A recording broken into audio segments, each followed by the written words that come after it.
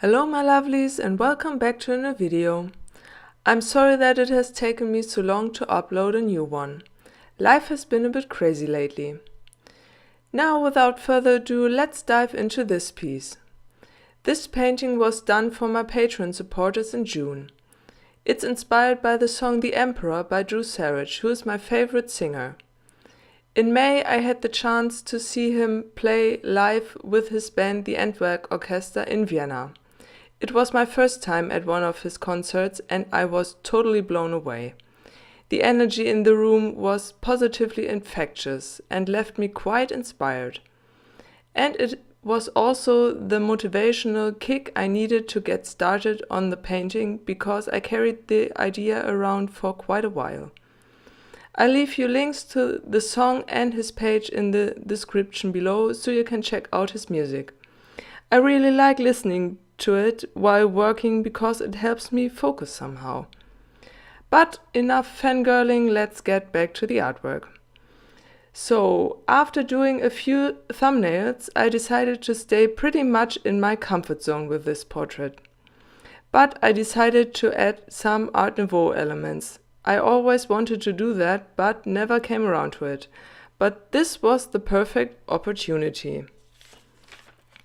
I created the design of the frame in Photoshop to have an even layout and perfectly round circles.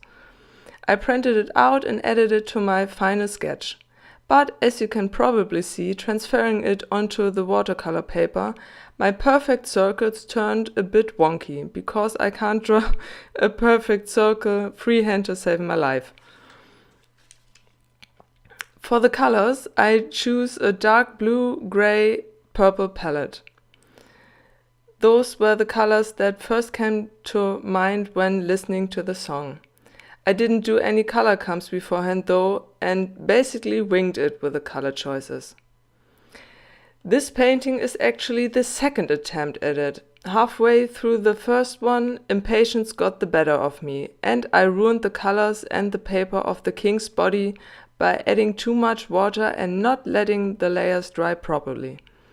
If working with watercolors needs anything, it's patience.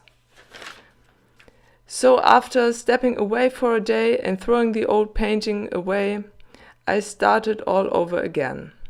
This time I made sure to take my time.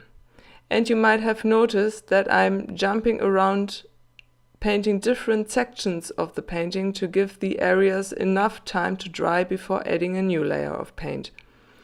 The color for the shading turned out much more purple than I intended, even though I tested it beforehand, but in the end I decided to leave it at that. A tip when you're mixing your colors: have a spare piece of watercolor paper to test your colors on. This way you can make sure it's the color you want to use or continue mixing. I always have one close by and use it especially for testing skin colors. Since this video is quite long and I don't have more to talk about at the moment, I'll let you enjoy the time-lapse with some music and I'll come back later.